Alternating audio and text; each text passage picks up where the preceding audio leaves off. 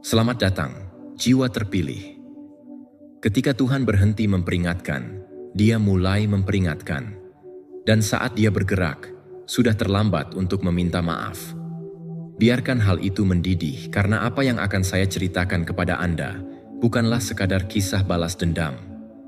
Itu adalah pembalasan ilahi yang disajikan di meja bedah, bukan di piring perak.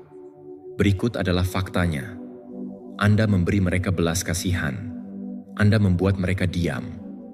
Anda memberi mereka setiap kesempatan untuk mundur. Namun mereka menganggap kedamaian Anda sebagai sikap pasif. Mereka mengira kerendahan hati Anda adalah ketidakberdayaan.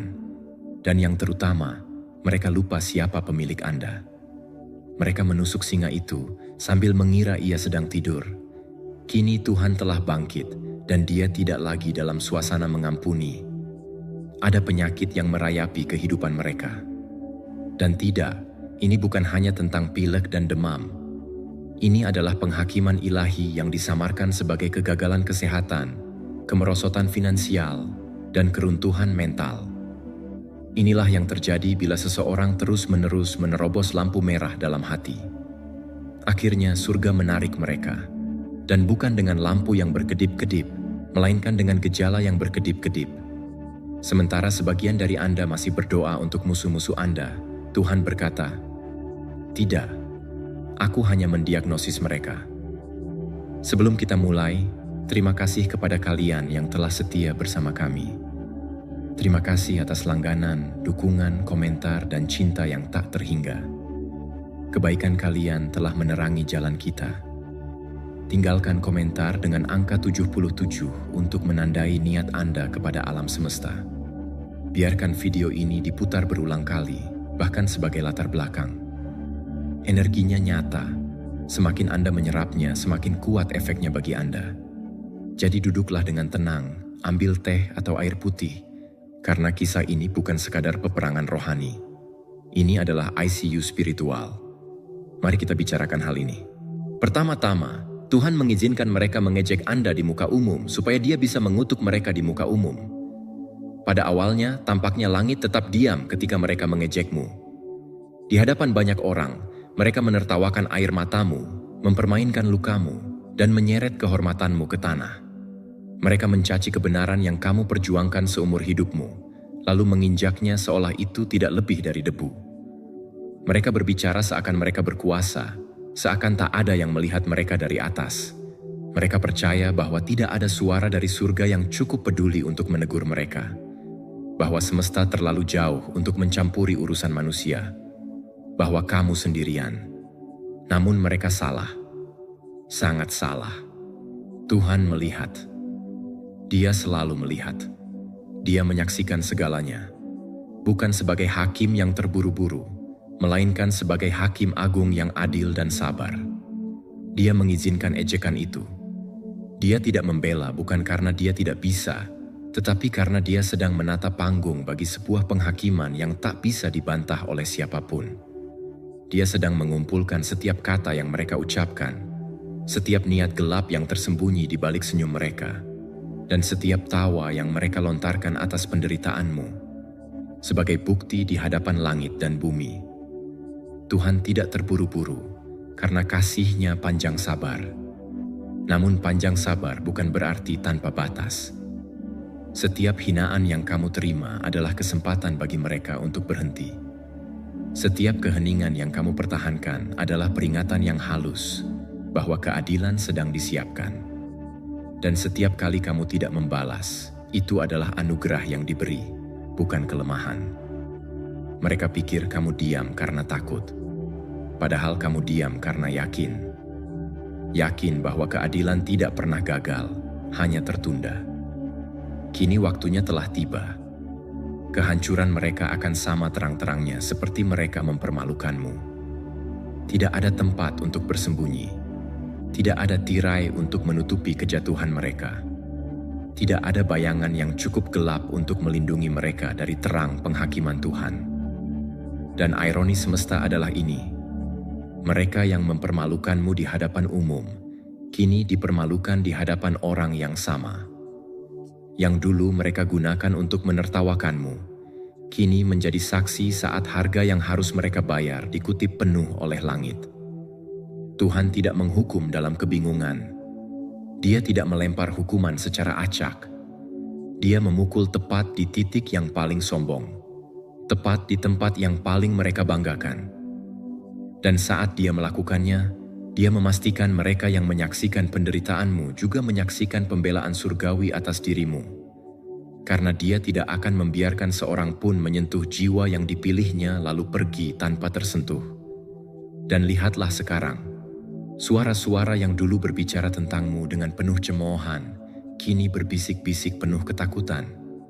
Bukan tentangmu, tentang mereka sendiri, tentang bagaimana semua ini bisa terjadi, tentang mengapa mereka tidak melihatnya datang, tentang apa yang mungkin terjadi selanjutnya. Mereka mulai sadar, kasih karunia ternyata memang luas, tetapi tidak selamanya terbuka. Mereka mulai paham, pengampunan itu nyata, tetapi bukan berarti keadilan dilupakan. Mereka telah diberi waktu untuk bertobat, untuk meminta maaf, untuk mundur dari jalan gelap yang mereka tempuh. Tetapi kesombongan membutakan mereka. Dan ketika langit akhirnya berbicara, itu bukan bisikan lembut lagi, tetapi gelegar yang tak bisa diabaikan. Penyakit yang datang, kehancuran yang menimpa, kegagalan yang tiba-tiba menghantam, itu bukan sekadar kebetulan. Itu adalah cap penghakiman yang tak kasat mata, tetapi sangat nyata. Itu adalah suara Tuhan yang berkata, "Aku diam bukan karena aku jauh. Aku diam karena aku sedang mempersiapkan sesuatu yang tak bisa dibantah." Ingatlah ini. Semesta tidak buta. Energi dari setiap tindakan akan kembali kepada pelakunya. Tidak ada air mata yang jatuh sia-sia. Tidak ada kebaikan yang tidak dicatat. Tidak ada kejahatan yang tidak dihadapkan pada cermin kebenaran suatu hari nanti. Hari itu telah tiba bagi mereka yang berpikir bisa mencaci kebenaran tanpa menuai akibatnya. Tertawaan mereka adalah benih. Kini panennya telah datang. Dan engkau yang pernah dilukai, bangkitlah. Karena Tuhan tidak hanya mengizinkanmu terluka, Dia juga menyiapkan panggung agar penyembuhanmu menjadi kesaksian. Agar kebangkitanmu menjadi nubuatan bagi mereka yang menyangka dirimu akan hancur. Pengangkatanmu adalah tanda bahwa tak seorang pun bisa merendahkan seseorang yang dijunjung oleh langit. Mereka pernah menertawakanmu di depan umum. Sekarang Tuhan menjawab, di depan umum. Nomor 2, mereka tidak hanya menyakitimu, mereka menyentuh wilayah ilahi. Apa yang mereka lakukan pada Anda bukan sekadar serangan biasa.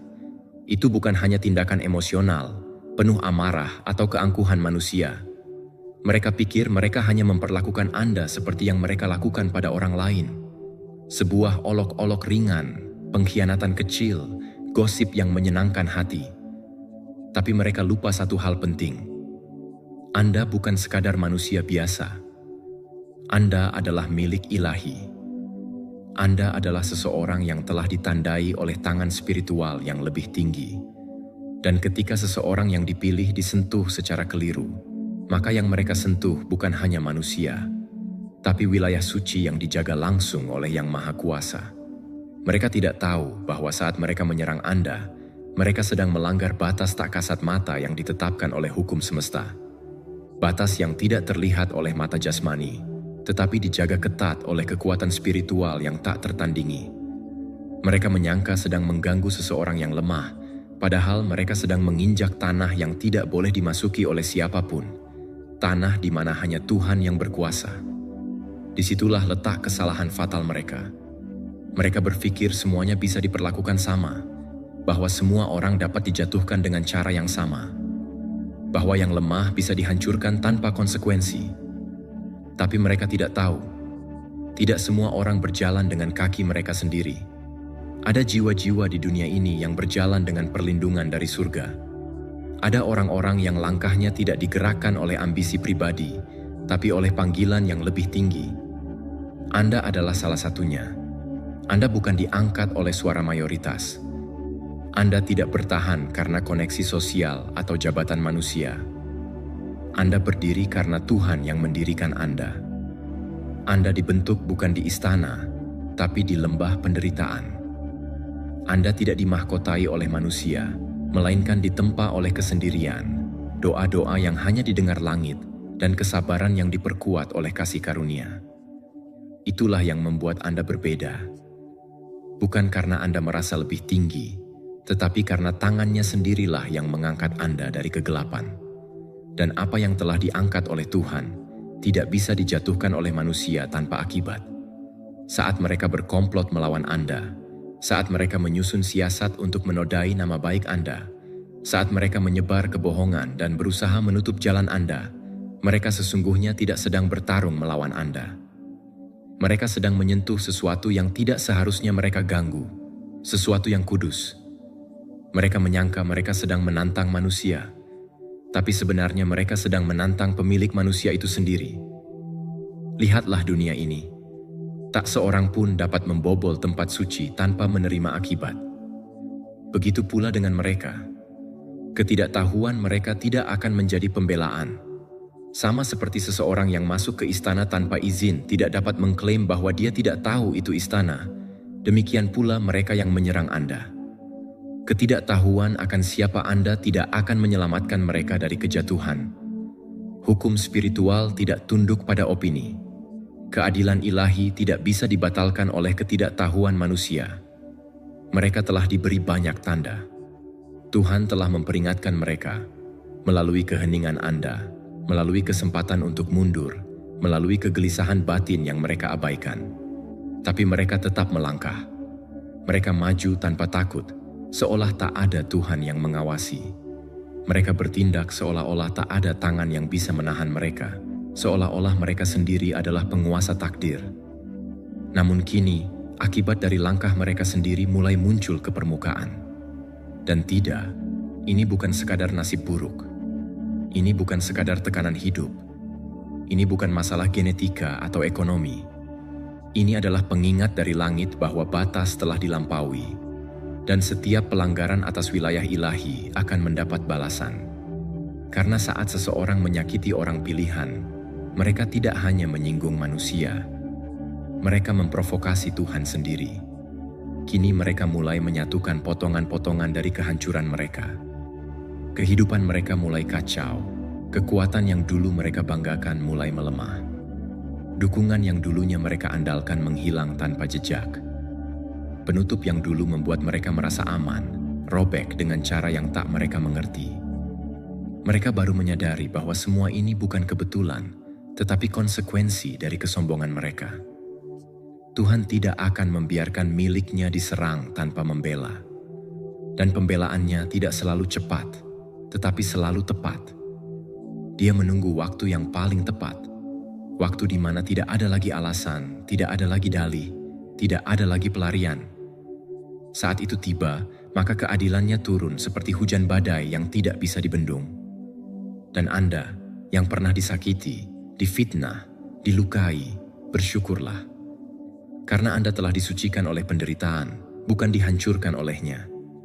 Anda telah dipelihara oleh kekuatan yang tidak bisa dilihat oleh mata biasa. Nomor 3. Mereka berdoa melawan Anda lebih giat daripada mereka berdoa untuk diri mereka sendiri. Sungguh ironis bagaimana energi yang seharusnya diarahkan ke dalam pertumbuhan pribadi, penyembuhan batin, dan pencarian cahaya ilahi, justru mereka alihkan untuk memburu Anda.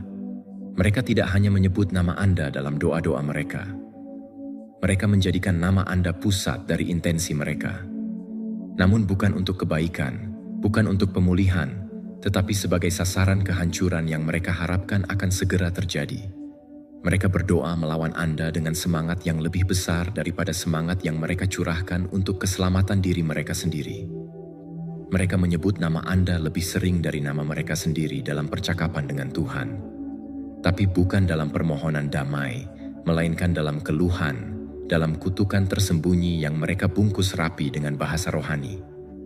Mereka menyangka bahwa karena mereka melakukannya di ruang doa, maka niat itu disucikan. Namun tidak semua yang dilakukan di altar adalah persembahan kepada Tuhan. Tidak semua doa naik ke surga sebagai aroma harum. Sebagian menjadi asap pahit yang kembali turun menyesakkan dada si pengucapnya. Dalam hukum rohani, ada prinsip yang tidak bisa dilanggar. Apa yang Anda fokuskan, itulah yang Anda beri kuasa. Dan mereka telah memberi Anda kuasa, bukan karena Anda memintanya, tetapi karena mereka tidak bisa melepaskan Anda dari pikiran mereka. Mereka menginginkan Anda jatuh begitu dalam, sampai-sampai mereka tidak menyadari bahwa merekalah yang sedang menggali lubangnya sendiri. Setiap kali mereka memanggil nama Anda dengan niat jahat, setiap kali mereka mengucapkan doa yang menyamar sebagai keprihatinan, mereka sedang mengadakan ritual yang bukan berasal dari terang. Itu bukan peperangan rohani, itu adalah persekutuan dengan kegelapan.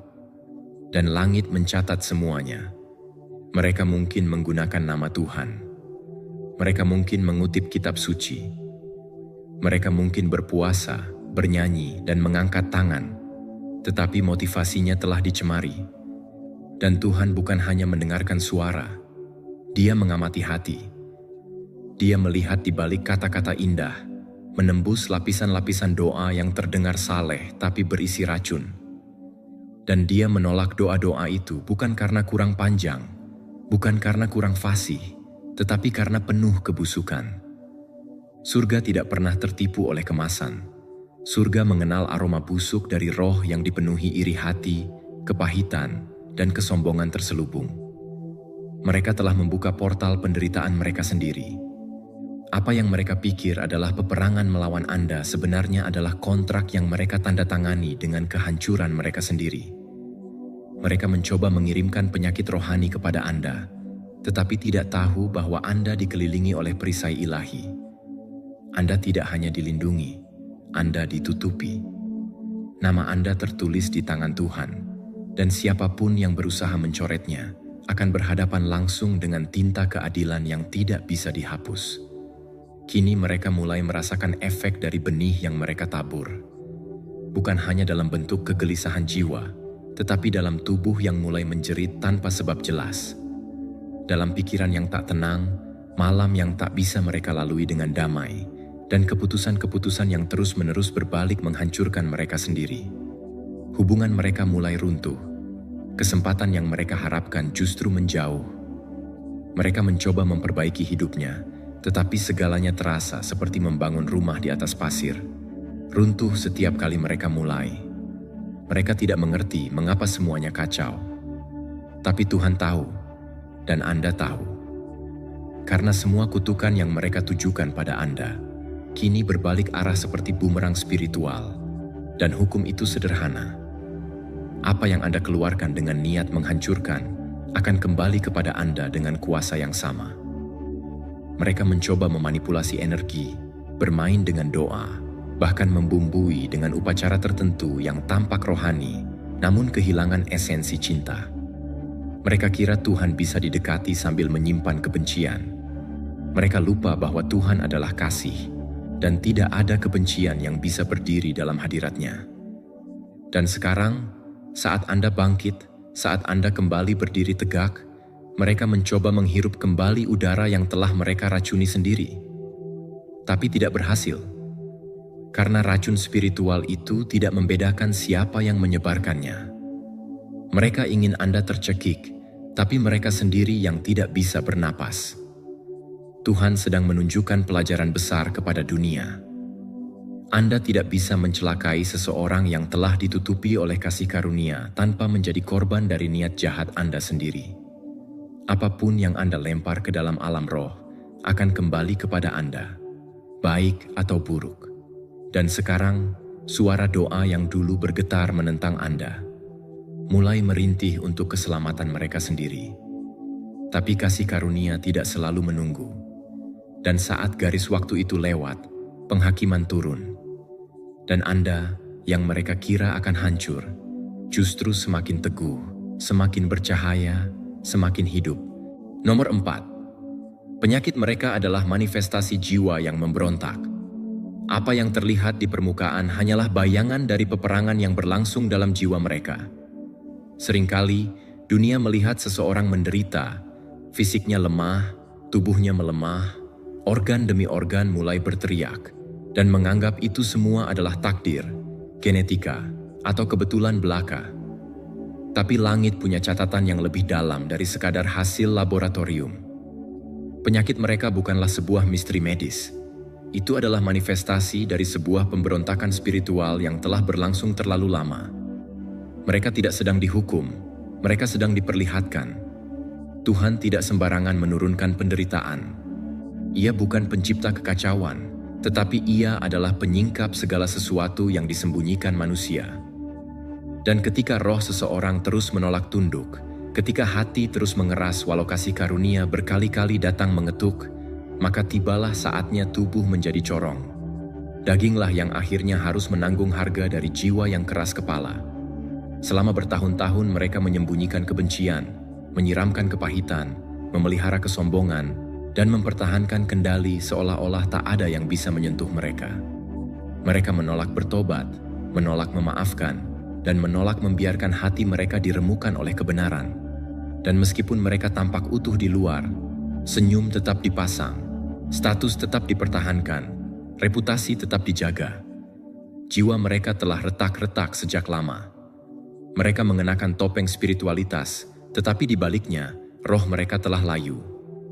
Dan ketika seseorang terlalu lama menolak cahaya, kegelapan akan menemukan jalannya sendiri untuk menyatakan diri. Dalam kasus ini, melalui tubuh. Penyakit mereka bukan datang tiba-tiba. Ia adalah akumulasi dari penolakan demi penolakan terhadap panggilan ilahi. Ia adalah cermin dari luka yang tidak pernah diserahkan kepada Tuhan. Gejala yang terlihat hanyalah puncak dari gunung es yang bernama pemberontakan. Kelelahan yang terus-menerus, kecemasan yang tidak bisa dijelaskan, gangguan dalam pikiran dan tubuh. Semuanya adalah gema dari jiwa yang telah terlalu lama